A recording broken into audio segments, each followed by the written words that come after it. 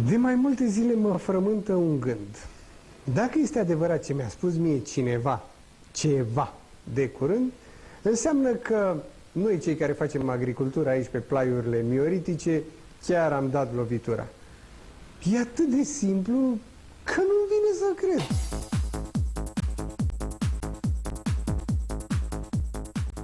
Voi aveți o grădină tare frumoasă. Greșeminte noi nu am băgat. Anul ăsta nimic? Nimic. Și uitați cum să face și ce producție. Și la castraveți se cunoaște, recoltă. Da? Da, până acum a fost 5 tone. O 5 tone? Da, la 12 ari. Păi, în mod normal, așa, la 12 ari, vreo 2 tone, așa, 2 tone jumate ați fi scos. Este și dulce, au și formatul. Voi ce credeți? Ați făcut o treabă bună? Da. Da. Da. Și ați dat și la ardei, Da, și la roșii? Da, la totul. La tot? Da. Și la porumb merge. Să reținem pentru cei care ne privesc acum că sunteți mulțumiți sau foarte mulțumiți? Foarte mult. Foarte mulțumiți suntem. Foarte mulțumiți. Folosit la tratarea diferitelor culturi s-au obținut rezultate spectaculoase pe multiple planuri, fizic, chimic și biologic. Până acum, acest îngrășământ lichid concentrat se anunță ca o substanță minune care ar putea provoca, în eventualitatea extinderii utilizării lui, o nouă revoluție în agricultura noastră. Dar să nu ne pripim, să mai ascultăm și alte opinii. Distanța între etajele de fructificare este mică. Asta înseamnă că vom avea foarte multe fructe, foarte multe... O cantitate mai mare. O cantitate foarte mare, sigur că da. Și ca drept dovadă eu vreau să vă spun că oamenii de aici au recoltat până la ora asta, în decurs de maxim 3 săptămâni, circa 4 tone 200 din toată suprafața de 12 ari și recoltează în continuare, aproape că nu să țin cu vânzarea cât este recoltatul. De asemenea, vreau să vă spun... o mică mină de aur, da? Exact, exact. Vreau să vă spun că portul plantei este crescut, planta este crescută echilibrat, frunza se cunoaște că este de un verde închis, un verde negru, am eu o vorbă așa, crapă de sănătate. Da. Foarte multe fructe, dacă vedeți, până aproape de vârf. Uitați-vă și aici, la fiecare subsoară de frunză, există un vârf. Vreau să vă spun, am implementat acest lucru. La început am făcut o experiență la mine acasă, când l-am întâlnit pe domnul inginer, pe florile de apartament. Așa cum spun copiii mei, pe buruielile mele din curte, așa, au mers superb și după aceea, ca să vin în fața unui om, să-i spun niște lucruri adevărate, eu nu puteam permite decât să aduc lucruri bune în fața oamenilor, în fața producătorilor. Deci și dânsii au fost mai rezervați? Da, au fost rezervați. Chiar m-am țipat un pic pe ei, te duci și dacă strici, plătesc eu producția. Dacă nu-mi dai jumate din ceea ce scoți în plus. Și sigur, asta a fost o glumă, dar a fost o glumă care a prins foarte bine. Au venit, au tratat. După 24 de ore mi-au dat telefon și au zis, doamna inginer, se văd rândurile că început să se îngălbenească plantele și, mă rog, i-am făcut toaletarea plantei și așa mai departe. Și față de anul trecut, pe care am mers pe îngrășăminte chimice, productivitatea e mult mai mare. Plantele sunt mult mai viguroase. Adică se vede roșia cât este de tulpina ei, cât este de... Iar lucrul pe care, tulpina, dacă e atât de groasă, automat și fructul va fi la fel. Vă dau cuvântul de onoare că n-am folosit un gram de îngrășăminte, respectiv complexe sau pe bază de azot sau pe bază de fosfor. Tot ce ați văzut acolo în sere sunt de asemenea 3 tratamente, soluție 1% și prin picurare 3 tratamente. Urmând să mai fac circa 2-3 tratamente, să văd finalul cum va arăta, să văd și gustul. Anul trecut am experimentat, dar n-am reușit să obțin producția pentru că am intrat în toamnă târziu și a venit bruma. Mai mult de atât, v-am zis, am redus tratamentele fitosanitare. Din punctul meu de vedere, am 4 tratamente făcute. Până acum, în decurs de 90 de zile, e destul de bine. Am văzut că și ardeii arată foarte bine, vinetele, dovleceii. Deci, unde ați mai folosit? Deci eu am folosit de la legumicultură, în special la toate, am 16 hectare aici de legume plus 1 hectar de sere. Am făcut un experiment și la rapiță, am și niște experimente la grâu, să vedem cum va ieși. Mie îmi plac. Adică mie îmi plac la ora. Și nouă mai ne mult plac. de atâta, ați văzut, e un lucru făcut de râme, da? Pe noi ne interesează, eu ca agronom, mă interesează să am humus mult în sol. Am băgat și la varză, și la ardei, și la conopidă, deci la toate culturile care le-am pus noi și am fost foarte mulțumit. Anul ăsta l-am sunat din nou să vină să-mi aducă, mi-a adus dânsul astăzi și deci sunt foarte mulțumit. Eu la cartofi și la varză, deci am mers pe el și jos în picurare, v-am zis, și prin stropială.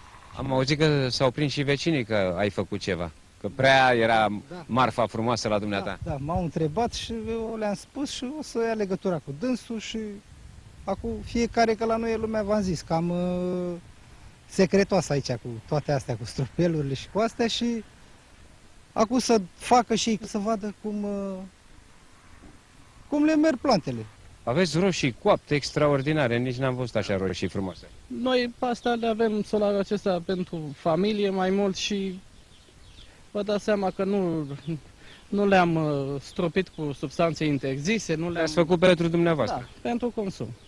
Costurile sunt foarte mici în comparație cu alte substanțe care le-am folosit înainte și sunt sigur că e bio, natural 100%. Am testat în primul rând pe o suprafață de 700 de metri pătrați în comuna Izvoare, județul Telorman. La dumneavoastră acasă? Da, la cumnatul meu acasă. Căpșunile au căpătat un gust și o aromă deosebită. Vânzarea a fost mai rapidă față de clienții care aduceau căpșuni din altă parte și după aceea am început să le extind pe culturi de legume, de roșii, de castraveți, de ardei, începând de la Matca, de la Buzău, la Glodeanu Sărat, la Olar, în Prahova, la Dăbuleni, la Peretu. Oamenii au fost foarte mulțumiți și au cerut acest produs pentru că au observat cheltuielile au scăzut cu jumătate, plantele nu s-au mai îmbolnăvit. La Cezien, pe o suprafață de 25 de hectare de legume, domnul Riză Teodor l-a folosit, iar din 6 tratamente cât făceam în mod obișnuit, anul trecut a folosit decât 2. Pe o suprafață de 25 de hectare înseamnă 100 și ceva de milioane numai din diferența de tratamente. Producția rezistă mai mult, capătă un gust și o aromă deosebită. Poate că ar mai trebui să vă spunem că de vină, între ghilimele evident, pentru toate câte ați văzut și auzit, este o ființă ignorată până acum. Această râmă este o specie anume, Esenia foetida, este un hibrid special creat de californieni. Deci nu este râma, hai să spunem, comună pe care o știm noi? Ea și această râmă comună face un lucru bun, dar ca să crească mai repede, crește până la 15 ani, rezultă un număr de 1500 de indivizi pe an. Ideea este să o creștem în tehnologie mai avansată, să nu... Oarecum industrial, ca să spunem. Da, industrial. Și să învățăm pe oameni să folosească și să prelucreze. Deci, în prima fază, râma prelucrează prin stomacul ei acest gunoi de grajd. Cel mai bun este cel de... Da. În momentul în care îmbogățește cu azot, fosfor, potasiu și cu anumite substanțe cu rol de insectofungicid și întăresc imunitatea plantei, după care este luat acest vermicompost și băgat după o anumită tehnică și fermentat, care poate fi aplicat atât prin rădăcină, prin picurare, cât și pe frunză, prin stropire. O solă care în primăvară, la desprimăvărare, era descălțată și nu prezenta semne că ar da producție. Când am putut să intrăm pe teren, era inundată, având apăr freatic în zonă, era inundată cu apă, era terenul mare. Având apăr freatic, asta a fost treaba. Când s-a uscat și am putut să intrăm cu mașina, i-am dat un tratament... Nu, da, întâi ați hotărât să-l întoarceți. Întâi eram hotărât să-l întorc. Da. Apoi când s-a uscat un pic și a început, am putut să intru cu mașina, am hotărât să-i dau un tratament cu 5 litri de biohumusol. După o săptămână, rezultatul a fost fantastic. Deci plantele care aveau rădăcinile în aer, practic au început să rădăcine din nou și au avut o creștere foarte viguroasă. Da. Deci dintr-un orz care era cu potențial de producție zero, am obținut la recoltare 4800 de kilograme la hectar. După terminarea semănatului, am avut o ploaie de 25 de litri, care ne-a ajutat să răsară cultura, practic. Da. După ce a răsărit cultura, a urmat o perioadă cam de 3 săptămâni, o lună de zile, pe care practic n-a plouat. Atunci am hotărât să dăm cu 5 litri de biohumusol pe fiecare hectar de rapiță. În urma tratamentului cu biohumusol, 5 litri pe hectar, s-a constatat creștere a frunzei și începere de înrădăcinare. Deci, practic, biohumusolul a înlăturat o parte din efectele secetei. Ați putea să-mi spuneți ce este, de fapt, biohumusolul ăsta? Ce naiba amestec, dacă v-ați prins cumva? Ce amestec ăsta? Vermicompost de râme roșii. Deci râma este cel mai mare laborator, uzină biologică care transformă gunoiul de grajd în humus. Și humusul? Și humusul, normal, ajută la fertilitatea solului. Deci ne-am deplasat câteva sute de metri să vedem cine a pierdut pariul. Ia să vedem, e măcar mai înaltă decât ailaltă? Deja se cunoaște la tulpină.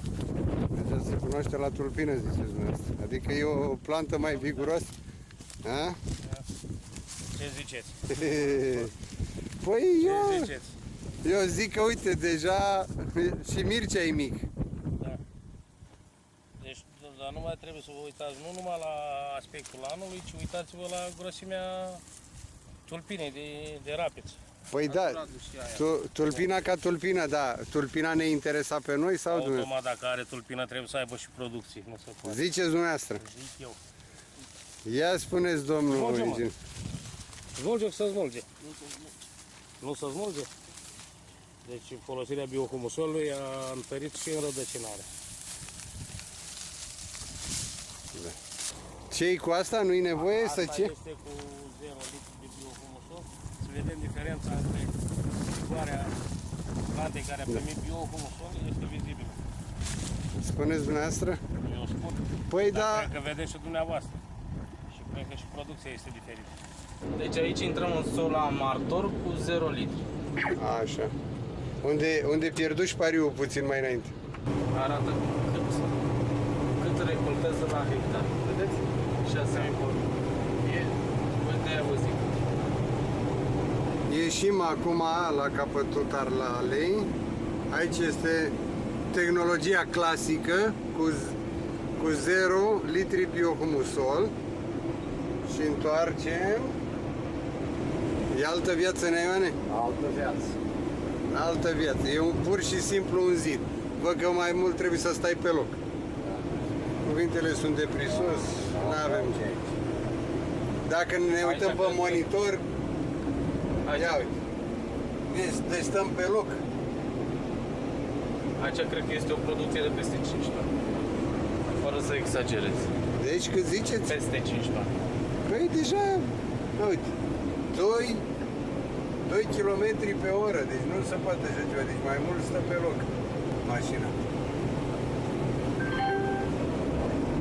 Și adineauri n-am fost atent cu ce viteză Dar mergem. e filmat, ce problemă? E că filmat, monitor. Nu, dacă să țin minte. Nu știu ce demonstrație să mai fac. Cine mai poate comenta ceva?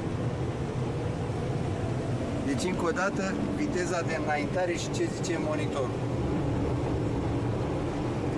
2 km pe oră. Cu atâta poți să mergi. Și dincolo cred că era dublu. Cel puțin. Da. N-am fost atent, Dincolo mergeam cu 4 km și ceva la oră. Aici merg cu 2 cu 2. Astăzi, cât e astăzi, domnul inginer? 22. 22 iunie 2013. Ok. Reality show agricol. Încă o exemplificare. Nu dăm nume că nu-i frumos. Suntem la altă societate care a aplicat tehnologia la rapiță ca la carte. Așa. Ia uitați-vă cât de înaltă este rapița pe lângă Mircea și domnul Novac, da? Domnul Novac, care era depășit de rapiță, acum uitați ce înalt e, nu? Asta este. Iar la tulpin, ce să mai zicem? Cred că cuvintele sunt de prisos.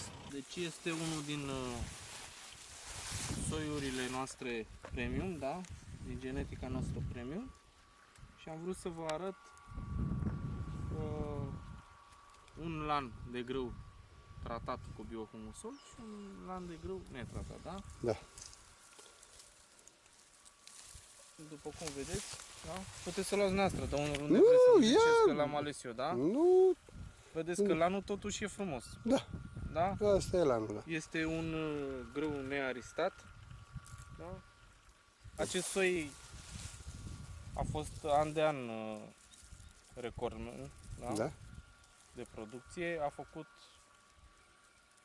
în medie și anul trecut 5500 în zona asta în care media zonei a fost 2500, da? Ia Cătăne, ajungi după câteva sute de metri și la sola cu grâu. Genesi. Da. Deci același grâu. Dar aici avem tratamentul cu... Păi deja se vede cât e grâu de înalt, că dincolo de ți ajungea la genunchi. Ia vino aici, nu, vino aici în margine și pune-l lângă alea care le-ai adus, să vedem, e mai înalt. Păi nu rupem acum. Păi nu, pune-l. Evident că e mai bine. E evident. Da. Da. Diferență. Din punctul meu de vedere, avem un spic mult mai mare, da? Se vede Boabe, ia freacă-l în palmă 60 așa. de boabe.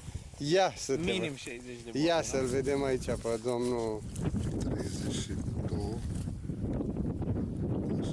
34, 36, 38, 39, 40, 41, 42, 43, 45, 46, 47, 48, 49, 50, 51, 52, 52, 53, 54, 55, gata, hai, lasă, e, oricum. 55, deci nu mai contează. Ei, dragilor, până când vedem și rezultatele la cântar, ca să fie foarte clar, eu vă zic la revedere, vă urez succes, roade bune, rod bun și toate cele bune. Suntem la rod bun și nu se pot ura decât roade bune. Am realizat un îngrășământ natural biohumusol. Am spus și denumirea, pentru că mi-aș dori ca în țara asta să devină cât mai mulți consumatori al acestui produs. Și am luat decizia să-l folosim în primul rând pe cultura noastră de pepe. Am creat o fermă unde am acumulat o cantitate considerabilă de gunoi de grajd, am ținut la fermentat, după care am cumpărat râme, am introdus în acel gunoi fermentat, în acea mraniță mai bine spus, și am așteptat ca ele să proceseze acel gunoi. Rezultatul obținut se numește biohumus. E o specie de râmă puțin deosebită, roșu de California se numește râma, care realizează un produs deosebit. Sunt necesare 3 aplicări anual pe o cultură, pe când la acel solid îl punem o singură dată și ne dă rezultatul, mă rog, tot ciclul unei culturi. Mai sunt câteva aspecte foarte importante. Noi, odată cu humusul adus în sol, practic revitalizăm acel sol. Foarte mult, și știm cu toții, aplică îngrășăminte chimici. De regulă, acele MPK-uri, azot, fosfor și potasiu. Solul nu are nevoie numai de aceste elemente, macroelemente. Are nevoie și de micro și de macroelemente.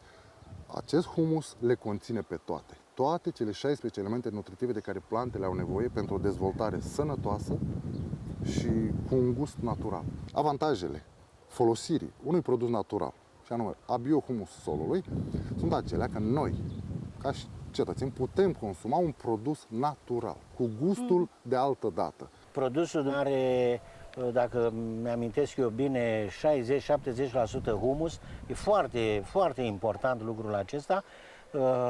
În timp, oricât de mult humus ar avea un sol, presupun că acest sol probabil că are în jur de 5-6%, deci un nivel ridicat de humus, dar el în timp se consumă. Fără acest humus care reprezintă materia organică al solului, solul acela ar fi un substrat mort. Producția sau disponibilitatea de gunoi de grajd în momentul acesta în România este foarte redusă. Mai mult decât atât, există terenuri care n-au mai primit gunoi de grajd probabil de la Revoluție încoace. pe astfel de terenuri e foarte greu să faci culturi competitive. Și atunci produsul dumnealui, care are atât humus, nu face decât să aducă viață, să-i spunem, acestui pământ, acest pământ să înceapă să devină un substrat natural, așa cum trebuie să fie pentru plante. Dânsul v-a spus că îl produce cu ajutorul râmelor. Se știe că un pământ fără râme este un pământ mort. Este un pământ care trebuie să-ți ridice un semn de întrebare dacă nu găsești râme în el.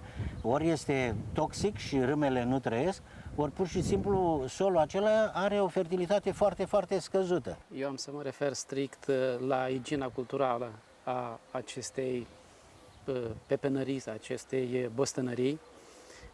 La prima vedere, eu constat că până la ora actuală nu s-au confruntat cu agenți patogeni care să creeze probleme culturii, de asemenea nu am văzut dăunători. La vremea aceasta ar fi trebuit să apară câte ceva, că, după cum știm, este o cultură rentabilă, este o cultură în care se investește foarte mult și de aceea cultivatorii de pepeni trebuie să dea o importanță deosebită și aspectelor fitosanitare, că altfel pot pierde această investiție și trebuie să facă acest lucru încă de la început. Să avem grijă să urmărim aceste culturi încă de la plantare. Avem de-a face cu coropișnița la început și să vedem cum o combatem. Putem și manual să mergem către această insectă. Mai avem de-a face cu furnicile la începutul perioadei de vegetație. Mai târziu mai apar niște afide și ar mai fi câte ceva la pepeni, dar dacă avem grijă de aceste insecte, să protejăm culturile de aceste insecte, am putea să reducem costurile și să obținem niște produse cât mai naturale. În ce privește bolile, avem o boală destul de periculoasă, dar dacă vom începe cu o sămânță dezinfectată, o sămânță sănătoasă, vom începe cultura respectivă, am putea să eliminăm din start virozele, chiar și unele bacterioze. Apoi, la producerea răsadurilor, aceste culturi se practică mai noi prin producerea răsadurilor, să avem grijă să nu infectăm acele răsaduri cu unele boli, să le spun chiar sistemice, boli care apar din sol, cum ar fi tracheomicozele care duc la ofilirea fuzariană, destul de des întâlnită la pepeni. Mai târziu poate să apară mana în condițiile acestea, cum e acum. A fost ploaie, apare soarele, avem picături de apă pe frunze, germenii pot imediat infecta țesuturile.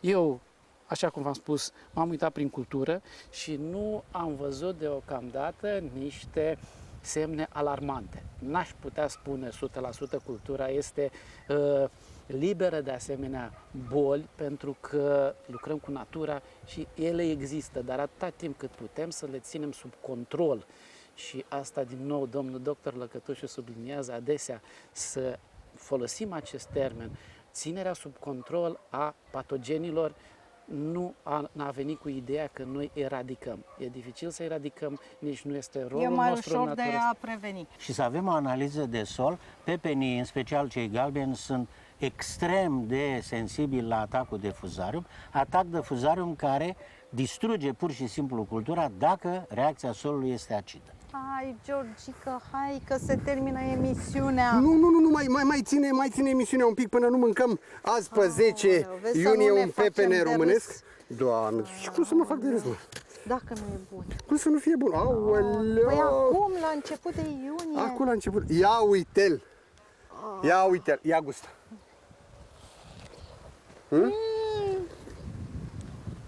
Mâncați-o, sufletul. Dragilor, veniți aici la Pogoanele să vedeți ce pepeni bune are Mircea, să-l întrebați ce trebuie să faceți ca să vezi și dumneavoastră recolte bogate. Românesc și ecologic.